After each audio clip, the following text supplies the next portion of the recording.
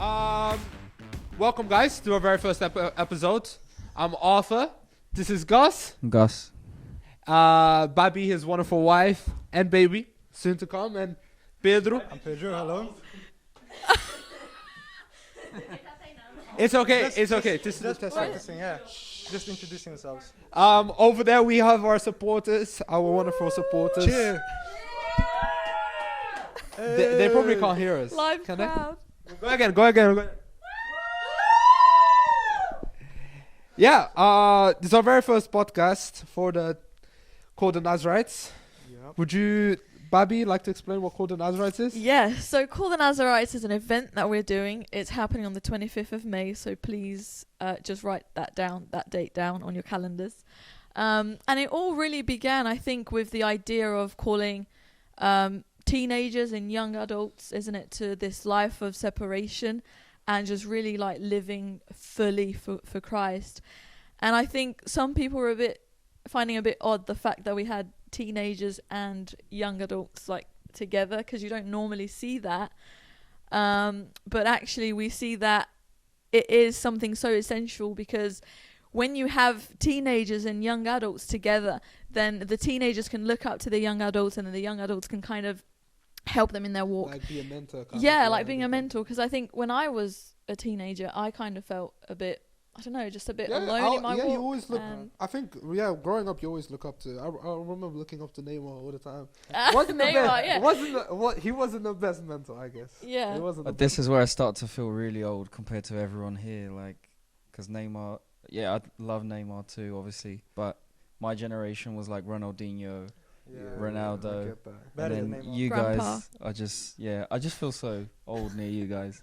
I guess that all makes sense now of putting the young adults as a inspiration. Because many people have people of the world as role models, but here what we're trying to have is the young adults be role models that are Christian, that are walking with God and being this example that's not of the world but actually in the church having a walk with Christ. Yeah, absolutely, because you Something don't see that a lot. Yeah. Something realistic. No, that's good. That's good. Yeah, no. I remember it's my mom. My mom came up to me and be like, "Hey, I think we should. We need to invoke young Christians. Yeah. We need to invoke them, and we need to show them what it's realistically what it's like to be a Christian today, and how to get people closer to God." Yeah. And talking with you, with Gus, and the people around us, we eventually came with the idea of Called the Nazarites. Yeah. Do you know what Nazarites mean? Yeah. So Nazarites are basically people in the Old Testament who had a specific vow towards God. They said a vow saying, I'm going to live a life separated of the world. I'm going to separate myself from these things, and I'm going to do this for a certain period of time and live a life in complete devotion to God. Mm-hmm. Yeah, so we see that obviously in the Old Testament it was like this specific vow, but then I don't know, how do you guys think, because obviously that's in the Old Testament, but how do you think that applies to now, and the New Testament as well? The meaning of Nazarene is dedicated for God. So we take it in a literal sense. When I'm talking about calling the Nazarites, I'm not talking about calling the people with long hair. They all had dreads because they weren't allowed to comb That's it. the first thing that comes to mind for me. They weren't allowed to comb it because that would take hair off. Yeah. So they had dreads, and they couldn't drink any wine. They couldn't come near dead bodies. Actually, there was two types of Nazarites. There's Samson type of Nazarite, which they were allowed to kill. They were allowed to come near. And then there's people like Samuel, Prophet Samuel. But I think when I say a Nazarite, I'm saying someone dedicated for God. Someone today that no, I'm not living for the world anymore. I'm not living for my fleshly desires. No, I'm dedicating myself, and I'm not gonna cut my hair. No, I'm not gonna do these things that the world does anymore. I don't want to be similar to them in any way. Yeah, I think that's really important. The world. Yeah, absolutely, because I think Romans 12. Absolutely, Romans 12. Yeah, because I think sometimes we can get caught up in all isn't it like the rules or like the things, but actually it is having that heart of separation. And like we were talking about this actually the other day about how Were we? yeah, like Some of our conversations are fairly one-way I think conversations. it was literally this morning. This morning you were telling me about a conversation that you were having with some friends, and we were saying how it's not about necessarily you trying to keep those rules, but it is having a transformation, you know, on the inside. So it's like Christianity, I think, for a lot of people, sometimes they see it with this idea of like, oh, you have to keep a bunch of rules, you have to do a bunch of things. But it's like the Bible talks about being born again. And once you are born again, you become a new creation. And then it's like, you no longer desire those things. It's literally like, what you see a lot is these new creations walking around with the old creations. Yeah. New creations doing stuff. Living like old creations. So are you a real creation? Yeah. Are you a real new creation? Yeah. Or are you just contaminating yourself again? Yeah. You know? So that's what it is called the Nazarites. We're calling them, we're calling these people that are meant to be set apart, and we're having a 12-hour worship session. Yeah, and it's everybody that's called to be a Nazarite. Because as he said, Nazarite means separated for God. And it's every Christian, realistically, that should be living this life of separation. And everybody really is called to be a Nazarite. It's not something we see, of course. Yeah. But And that's what we're trying to change and really talk about in this generation. Yeah. I think especially for young adults and teenagers, it can be so hard to live that life of separation, especially when you feel alone. But I think bringing everyone together, you know, to kind of build that community as well, I think that will be really, really important. Just for people to see that actually there are other teenagers out there, there are other young adults out there that want to live for Christ and they really want to be all in. Because sometimes you feel like you're the only one. yeah, you know? absolutely. Yeah, we got this really good friend of ours. He lives in Brazil, but he's from here actually, and he's got. For a while, he didn't cut his hair or his beard. It was for something like 3 years. You know what I'm talking about. It was something like 3 years, and he lives this kind of life, you know, where like the beard and the hair or whatever, it wasn't like a Nazarite thing, but people, like some people thought it was because he lives that kind of life. You know, he's like he lets go of his own desires. You can always tell when someone is. Being dedicated, and he's just like all in for Jesus, and you can see the evidence of that by the way they live. Yeah, when I was growing my hair, when I did a Nazarite vow, by the way, when I was growing my hair, everyone ever came up to me like, "Well, bro, what is your hair? Bro, you would look so good with a skin fade." They would say, "I'm not cutting my hair." I would look that good, guys. And I would tell them, "No, I'm not cutting my hair." And they would always be confused, like, "What are you doing?" I said, "I'm doing a vow," and. Well, something I noticed when I'm doing the Nazarite vow is Did you get any supernatural strength? No, you know, there was one thing though, is every time I came to the mirror it broke. I love how Sounds more like a curse than a blessing. No, but here's the thing. The actual Nazarite vow doesn't mean anything. Because I ended up not being dedicated to him anyways. I didn't actually 100% dedicate myself. The Nazarite vow is supposed to be the dedication. I can do these traditions. I can grow my hair out. That is my vow. But I'm not actually dedicating to him if I don't do that steps of me being dedicated to him. It's about the heart. God cares about the heart. You can have long hair and a long beard.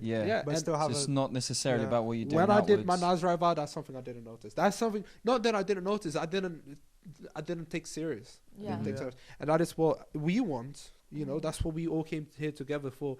We came close. We then decided, hey, this is what we need to speak out to the young people. It's about your heart. It's about your heart. It's always been about your heart. Definitely. Absolutely. Definitely a heart. Yeah, that's another thing that we were talking about earlier on today with some other people, and like the example of like King Saul and King David, and how King Saul, he cared. Like I'm sure it started out great for him, you know, as king of Israel, but eventually his heart just wasn't right, and eventually that showed when he wanted the approval of people and he wanted to look good in front of people. And the prophet Samuel said, you know, God's taking the kingdom away from you, and he's like, oh, please, just like, you can do that, but just don't, like, just please honor me in front of the people, like, please just give me that, you know. And that goes to show he didn't care about the fact that he was displeasing God. He didn't care about the fact that God wasn't happy with the way he was living and the, you know, his disobedience. he just cared about what people thought of him. He cared about how he would look in front of people. Yeah. And, you know, the prophet Samuel says, today God has taken the kingdom away from you and he's given it to someone better than you. And that's David. And it's not that David was stronger, because he probably wasn't, because I think the Bible says that Saul was tall and handsome or whatever. And David was just this little guy, you know, and it's not that David was better than him as a warrior or as a lot of religious studies show that David was like 15. Yeah, he was crowned. He was exactly. Crazy. So as a 15-year-old, he was already 15. Better. I'm 14. You're 14. Wow. So okay. David was like his size. Ruling a whole nation. And defeating a bear and a lion. Yeah. Which is crazy. I just find that so crazy. Yeah. That David just 1-on-1 with a lion. I had a conversation about that with someone else. Like, what's the strongest animal you think it can be? I was like, probably just a dog. I don't even think I couldn't kill a dog. Depending on what dog. Yeah, depends on the dog. Just imagine a cow charging on you. Bro. I would run away. So a lion is. Yeah. But when God is with you, who can? If God is for us, who can be against us? Yeah. Absolutely. And what God is saying there, like to King Saul, is that David's better than him, but in a heart sense, he's got the heart for it. He was a man after God's own heart. He just cared about pleasing God. He didn't care about how he would look in front of people. Yeah, absolutely. And that is something. We're calling the Nazarite, but what does it have to do with worship? That is why. You want to show people that it's about your heart, and there's just something so beautiful when you're just. It's just worship, and you are like. You surrender. You start to surrender yourself, and you start to surrender your life. And a lot of people be like, "Oh, yeah, but you're emotional. The worship brings emotion. Like you're just being emotional. And that's why you do it. That's exactly why you're doing it. You're doing it out of your heart. That's your emotions, and you're putting it out. Dedicating your emotions to God. And that's why we're doing a 12-hour of worship, and then in betweens we're having some, not a talk, but just a calling. just. Yeah, just like some words, isn't it? Like people just like ministering what's in their hearts and just. Gus and my brother Gabriel. You guys will meet him there if you won't be there. You guys are in charge of the worship. How's that looking like? A bit stressful right now. Trying to get everything organized. Worship is a lot. Yeah, trying to get everything organized, because it's not just worship. Like there's word and there's people sharing. So working out like who's going to be playing and it's very hard, by the way, because if everyone was here it'd be easy, but we have people from Portugal and Ireland coming, Manchester, and they're not even here, so we need to call. So thinking about like all the teams and stuff, people that don't have a complete team, and like getting musicians to fill in here, there and everywhere, and transitions and stuff in between, but we'll get there, I'm sure. By the grace of God. And then Pedro is in charge of the media. Content creator, I guess. Content creator. We have some people at the back. They are also in charge of media. And I just want to say a big thank you to you guys, because you're our backbone to all of this. Doing an amazing job. Absolutely. Well done. Yeah, no, it's great to help and be here serving the movement that God is really doing in that generation, and really communicating what God is trying to do through us. That's what it's all about, isn't it? It's been very humbling to be sorry, did I? No, go. It's been very humbling to be part of this and see like all these young people. I had no idea how young you guys really were. I didn't know you were 14. Like man's half my age. 14. I'm 19. I know. I'm not that young. But yeah, just I'm like not that old. the heart that you guys have for God, and like how much dedication you guys are putting into this is really it's cool something. to see. It's something that people need to see. It's something. Every time I preach, someone comes up to me at the end and be like, "Oh, it's so good to see a young person preaching, and so good." What do you mean? Look throughout the Bible. It's always the young people. The disciples were young people. It's the disciples were all 15 to 20. David was 15. We look at Samuel. He was born dedicated to God. What do you mean? Samson was about 20. The oldest person was probably, like Noah. It was a 300, 400. Yeah, well, I guess that's the point in this whole movement, is that it's not something common anymore. It's not something very common that we see nowadays. It should be. And just let's wake up this generation. That's what we're here. We need more people like that. People to be as examples. of what Jesus was and the disciples were, and actually live this in our day and generation. Yeah, and the impact that it can have as well. Like when I think about the fact that Jesus was only actively like in his ministry for I think it was like 3 years. Yeah. Like that's insane. Like what he did, in 3 years. It's like that's amazing. So I think like if we really are willing and available to just give our hearts completely to God, like it's just crazy what he will do like through us, because it's not about us, it's about his power through us. Absolutely. And as we're talking about like young people, like teenagers, I don't know, it just gets me thinking, how do you guys feel like there is a difference between like young Christians and old Christians, and what do you think those differences are? Because I definitely feel like there's a gap. But it's like, why do we think First, can we define old and be careful when you do? I don't know, just like older generation. If you like lived your life, our parents. if you live your first 12 years of your life without a phone, I think you're Gen old. Z and 12 years of your life without a phone. Oh, that's me. No, my first phone, I was 10. I think I was 12 Seriously? when I got my first phone. Yeah. Or like the BlackBerry. Or Nokia. No, BlackBerry, no. No. My first BlackBerry, I was about 15. No, you talk about the... No, not. They didn't have mobile phones like that. Mine was a Sagem, and I was cool because the screen was in color. So everyone at the time had like Nokias, and they were black and white. The Sagem actually had color, and that's what. Oh, that's so cool. That's what was classed as like a good mobile phone back then. Yeah, I think mine had a camera. The first one. I think so.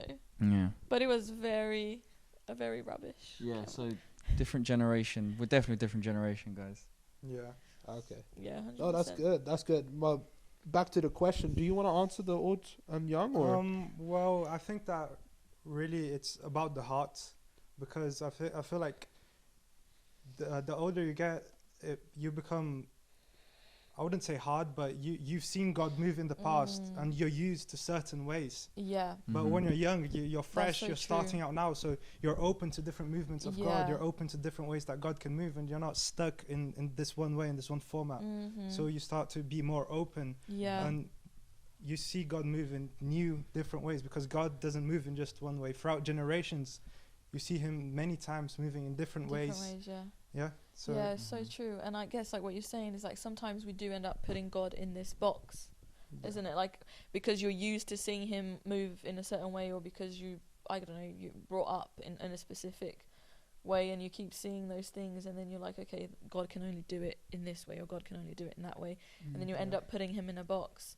And whether it is through like tradition, or maybe as well, I think as you do get older, I do think you've experienced a lot of things, so you think so I think the humility and pride as well, that can be obviously you can be a prideful young person, but I just think as you get older, you do look at younger people as if you're like, I've tried that people. They think that it's going to work, okay, we'll let them try. It's almost like you don't have that childlike faith anymore sometimes, isn't it? Absolutely. You can become like callous. Like think about Job, like he lived this life, and then when things started going wrong, I say when things started going wrong, when things started going horrible for him, my goodness, he started questioning God, like, bro, why are you doing this to me? And then God's like, what do you mean?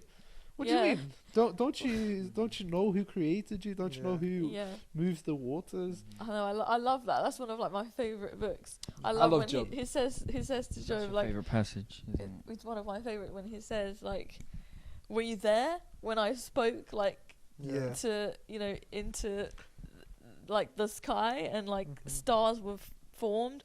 Were you there when I said to the waters, like, this is where you go and no further? It's just like, it makes you feel about this small, but it reminds you of like, wow, like God is just the Bible says so my big. ways are not your ways. Much higher than his ways are much higher than our ways. One thing though, for the young and old Christians, is some people want to separate them. When you go to church, like, okay, the young people go now you're